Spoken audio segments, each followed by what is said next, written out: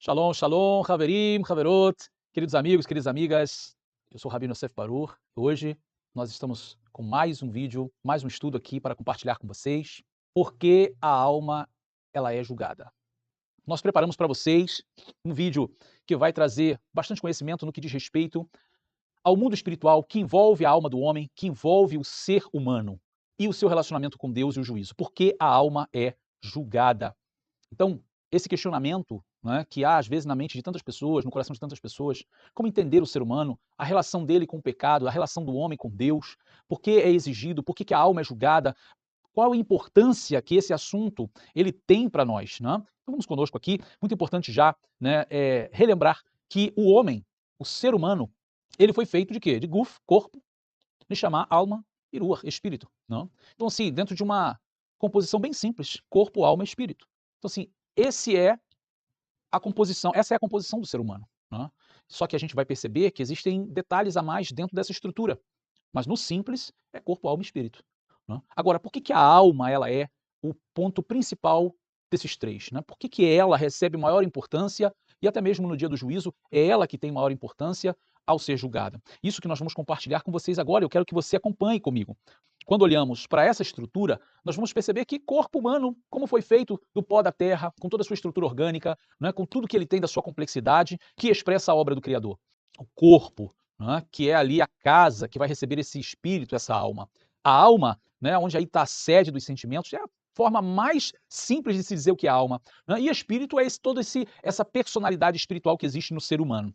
Alma é o conjunto das atividades imanentes à vida, como pensamento, afetividade, sensibilidade, etc., entendidas como manifestações de uma substância autônoma ou parcialmente autônoma, né, em relação à materialidade do corpo. Isso é um conceito bem simples, dado pela ciência, né? Agora, de um conceito mais espiritual, a alma humana é o material espiritual que Deus criou no ser humano. Esta constitui, né, sua identidade única como ser criado à imagem do seu Deus Criador, tornando-a única como seu feitor, como ele também é único. Está repartida em 5 níveis, e aqui eu trago já uma informação para vocês, que quando a gente fala de corpo, alma e espírito, a alma, ela não é simplesmente uma coisa só, ela tem níveis, ela é composta de níveis. E se você não sabia dessa informação, você vai saber agora. E isso é uma coisa da minha cabeça, é uma coisa da cabeça dos rabinos, dos judeus? Não, isso está na escritura, eu vou te mostrar o verso agora, tá? Então assim, quais são os níveis da alma do ser humano? Então nós temos aqui, olha, Nefesh, Ruach, Neshama, Hayá e Eridá. Esses são os 5 níveis da alma. A Torá nos traz a informação no seguinte verso: Vayetzer Adonai Elohim et Adam, afar mina Adama, vaipach beapav nishmat chaim, vaihi Adam lenefesh chayá. Então, em português diz, e formou Adonai Deus o homem do pó da terra, e soprou em suas narinas, olha aqui, olha, fôlego da vida. Essa expressão fôlego da vida, em hebraico, é nishmat chaim. Só nessa expressão em hebraico, nishmat chaim, você já tem 2 níveis da alma. Neshama e Hayá. E aí ele continua.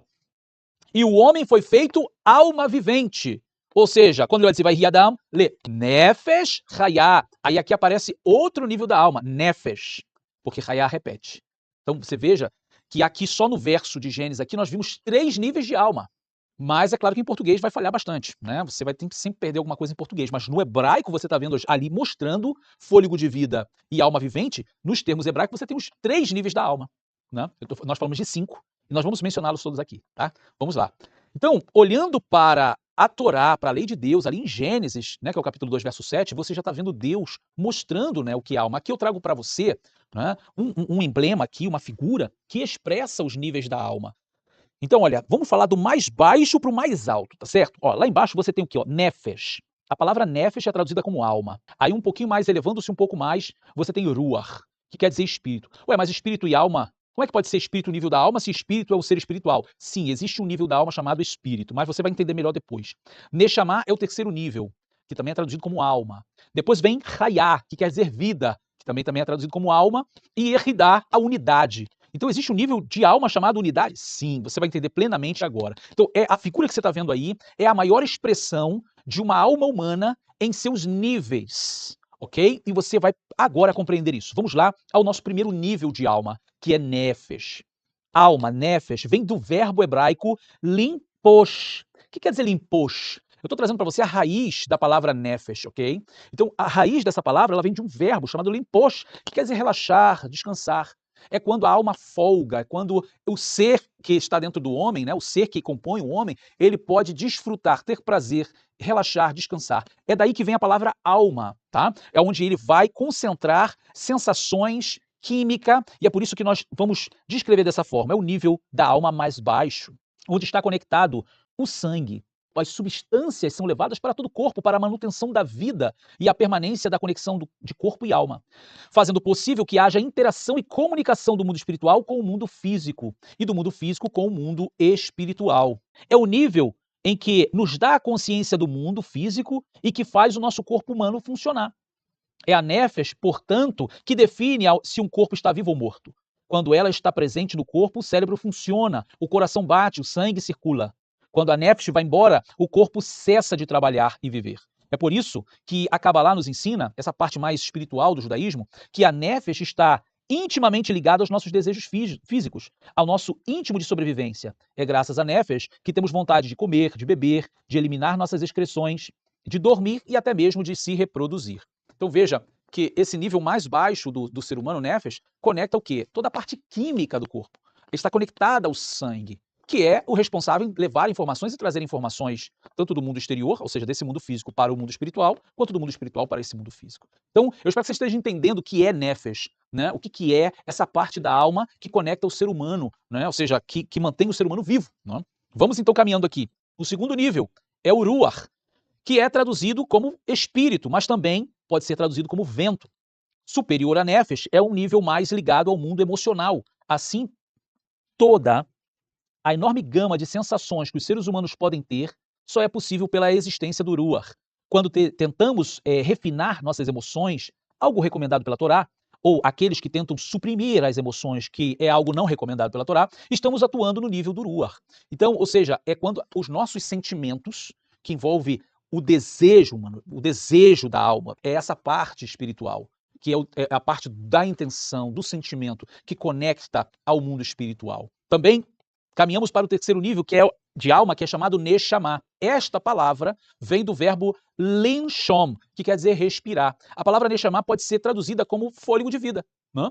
Então, mas vamos um pouquinho mais profundo. Superior aos dois anteriores, está mais ligada ao intelecto e aos poderes do pensamento. Quanto mais desenvolvemos nossa inteligência, nossa razão, nossa compreensão e entendimento do mundo, mais estamos desenvolvendo o nível da Neshama. Pessoas com uma Neshama forte são aquelas que demonstram habilidades cognitivas, intelectuais surpreendentes.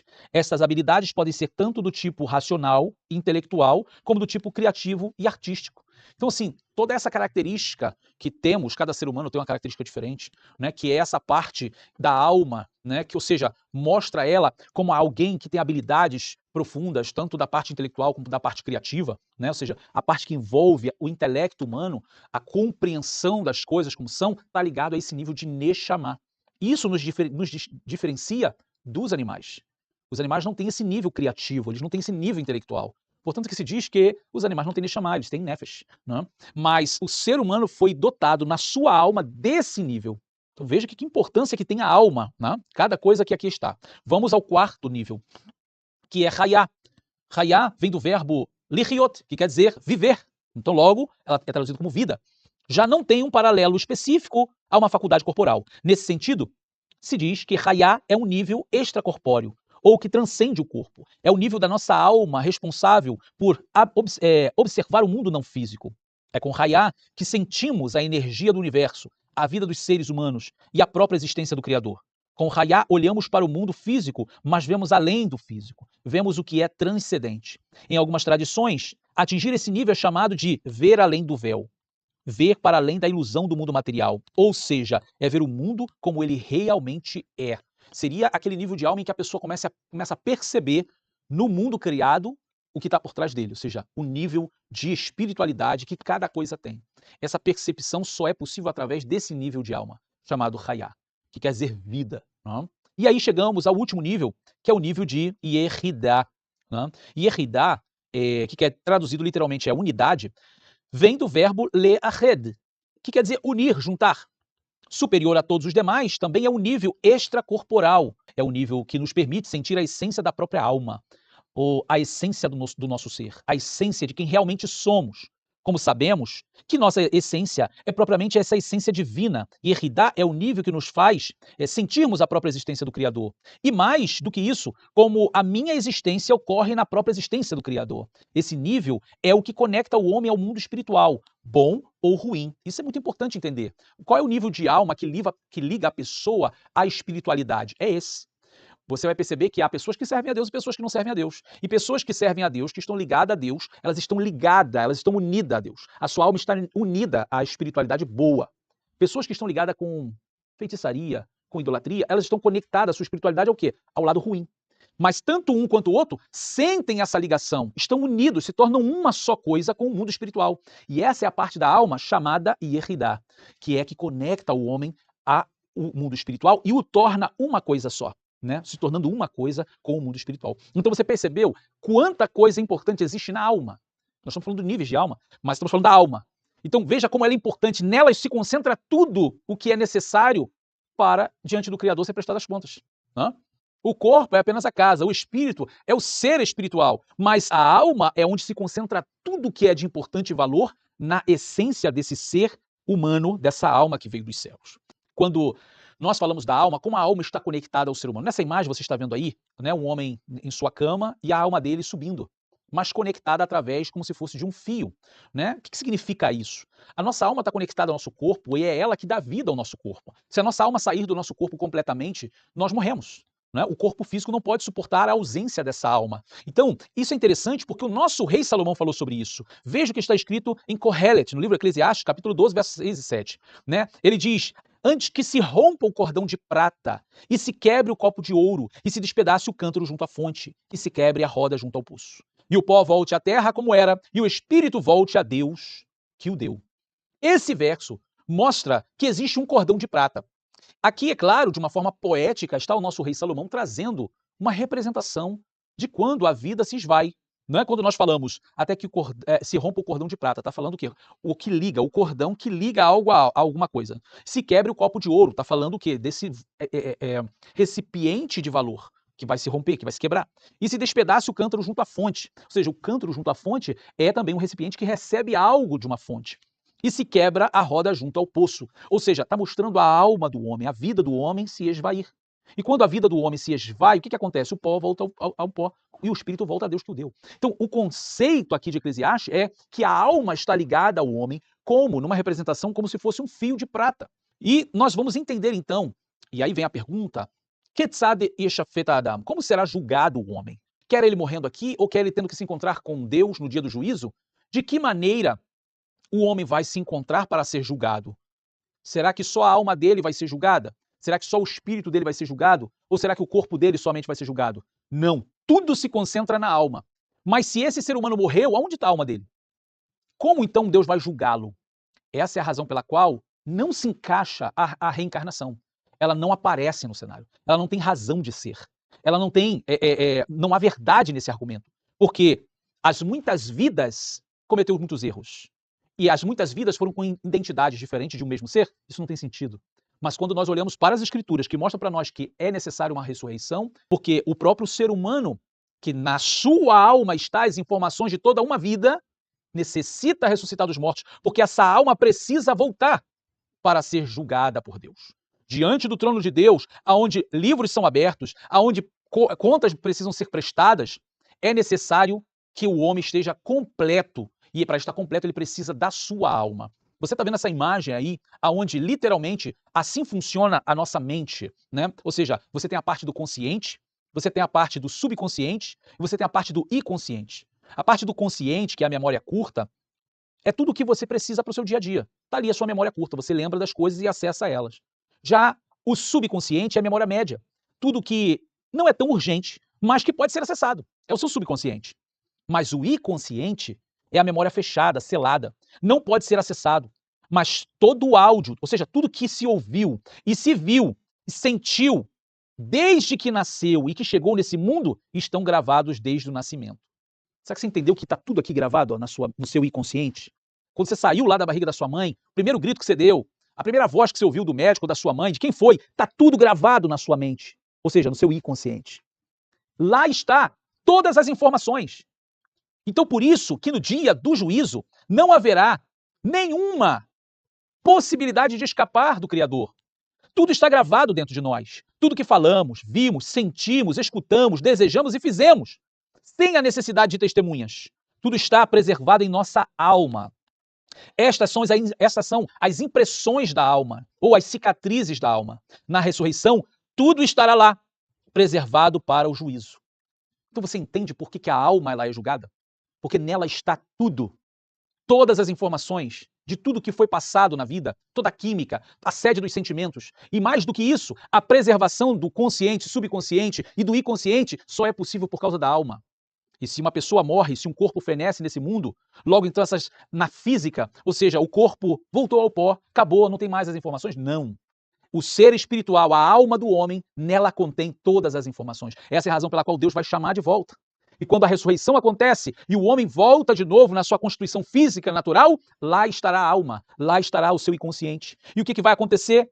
No juízo, o homem não poderá fugir de si mesmo. Tudo estará lá, nele mesmo, como prova do seu caminho diante de Deus. Nem vai necessitar de um acusador, porque o próprio homem terá ali todo o áudio, todo o vídeo, tudo que ele viu, tudo que ele ouviu, tudo que ele sentiu, tudo que ele fez, está gravado, porque tudo que eu faço eu vejo.